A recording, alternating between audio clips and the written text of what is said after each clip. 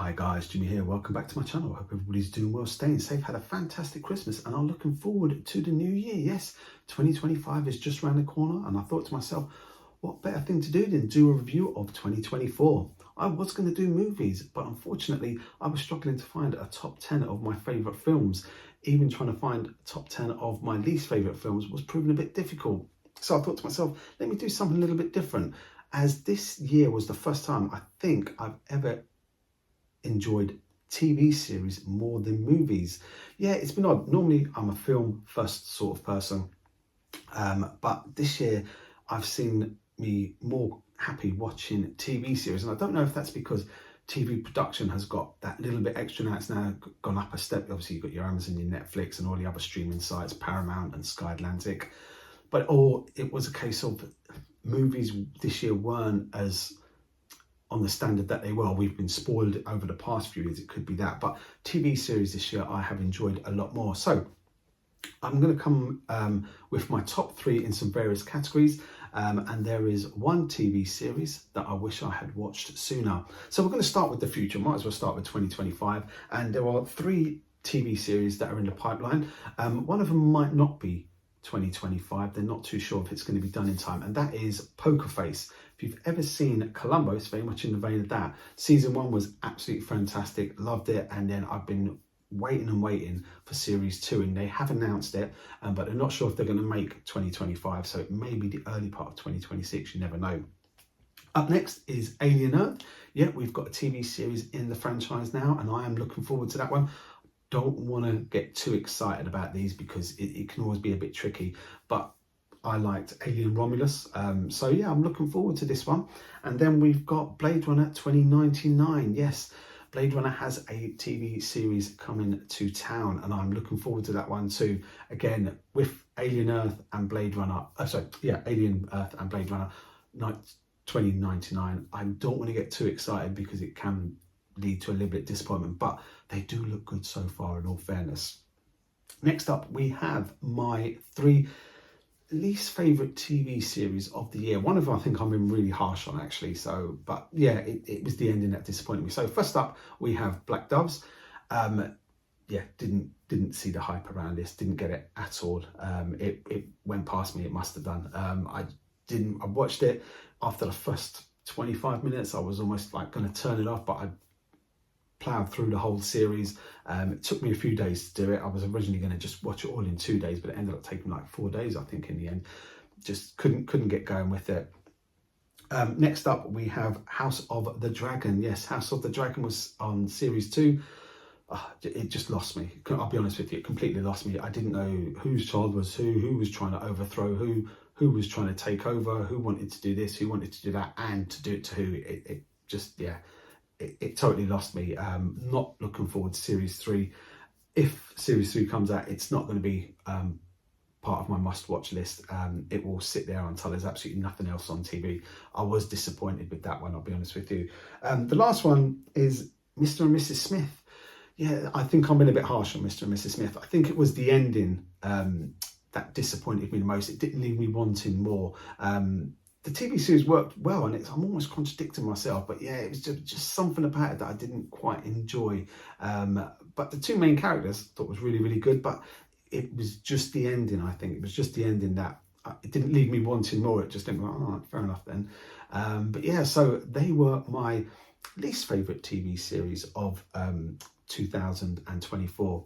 Next, I'm going to do my steady as she goes. If it ain't broke, don't fix it. Carry on the good work. So there's a nice middle of the road TV series. So first up, we have Lionesses. Yes, Lioness. Sorry, not Lionesses. That's the football team. So I get confused. Lioness. About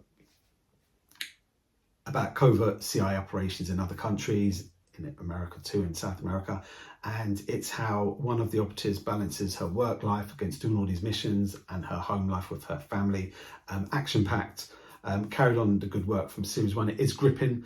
There are some very, very tense scenes in there, and yeah, it was enjoyable. So I'm looking forward to series 3 on this one, and they kept it just the pace going the exact same as series 1, which is well worth it. Next up, we have The Rings of Power. Again, it was so different to House of the Dragon. The Rings of Power flowed so well, really enjoyed it, watched it over 2 days once it was all loaded up. Once all the series were released, rather, sorry. Watched it over 2 days, really enjoyed it. Everything was just more together, so different from the House of the Dragon. Everything just flowed from series 1 to series 2, and it all carried on. Special effects are getting amazing in there. But yeah, I really enjoyed that. And then we have the Diplomat series 2. I'm not into political dramas, comedies, or anything like that, really, to be honest with you. But the Diplomat was fantastic. Series 1 was really good. And I only watched that on the off chance that my wife was watching it. She went, I think you might like this. But she said, it's not, don't give it a chance, series 1. I thought, yeah, okay. And then literally from episode 1, it gripped me. And series 2 came out and we literally watched it all straight away.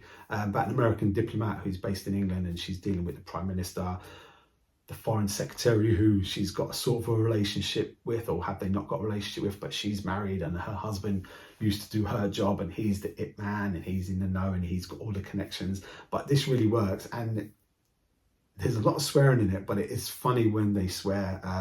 But it's well worth checking out, The Diplomat. I thoroughly enjoyed it. So they were my top 3. Keep the good work going. If it ain't broke, don't fix it. And then we have one TV series I wish I had seen sooner. And this deals with a very delicate subject. It deals with alcoholism addiction, but it deals with it with an underlying humour as well. Okay, so even though it's a very difficult subject, they handle it very well, and that is Loudermilk.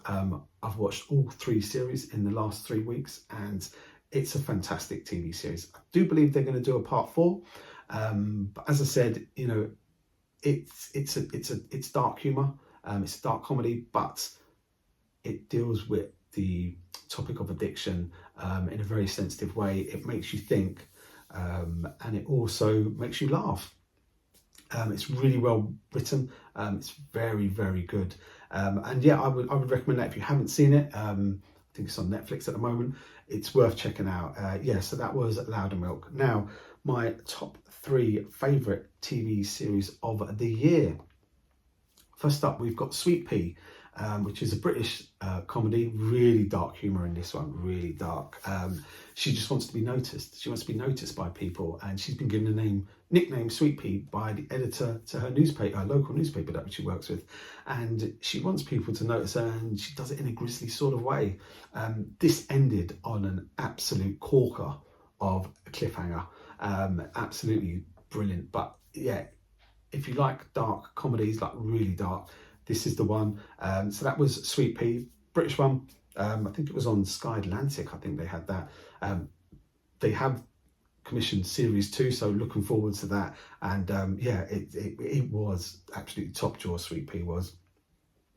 Then we have a TV series that I've never wanted the bad guy to win so much. I was rooting for him since day 1, basically, which is really odd, which is The Day of the Jackal. Yes, it's really odd. You've got the MI5 agent, she's chasing him, the Jackal, and her character is just, if anyone, obviously quite a few people would have seen it, but let me know how you felt about her character. You just want the Jackal to win. I just wanted the Jackal to win and get away since episode 1. Her character was, I think, made to be not liked. Some people would say the character was, confident, ambitious. I would say it was just cocky and rude. But I've just never wanted a bad character. And since Heat, that was the last time I actually wanted a bad guy to win. But yeah, the ending to it was fantastic. I didn't expect that ending, but I will. It sounds bad to say you're pleasantly surprised by the ending when the bad guy wins, but yeah, I really was. The Jackal got away, and there's a series 2, but yes, it's well worth watching. And then we have my favourite TV series of the year, and I'll be honest with you, I can't remember a film that had such a strong TV series right off the bat, and this is The Penguin. Colin Farrell as the Penguin, Oswald. It's just fantastic. It's brutal. It is absolutely uncompromised when it comes to some of the scenes in there. It's an emotional roller coaster. when you start to learn about the penguin's early life, Oswald's early life with his family, with his mum, how his feelings are towards his mum, how he's got a acquaintance, a lady of the night, who takes special care of him, and then you see how she takes special care of him, is just like, it's out there. But it's the ending to this. It's the ending to this TV series is just truly numbing. That's the only word I can say. It is truly numbing. Because even now, I still can't quite believe it. So Oswald the penguin, he's got a sidekick called Victor, who he's showing the ropes to, and what happens to Victor at the end, even now,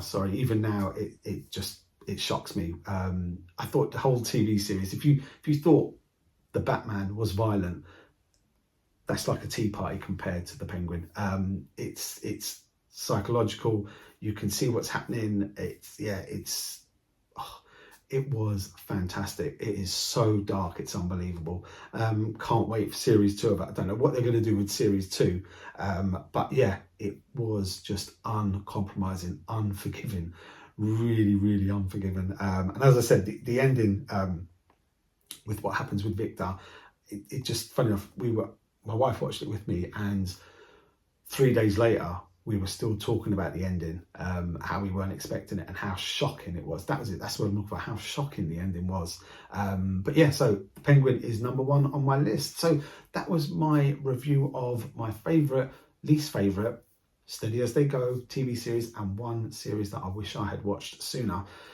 And that was my main viewing for 2024. There was lots of others, The King of Tulsa was fantastic.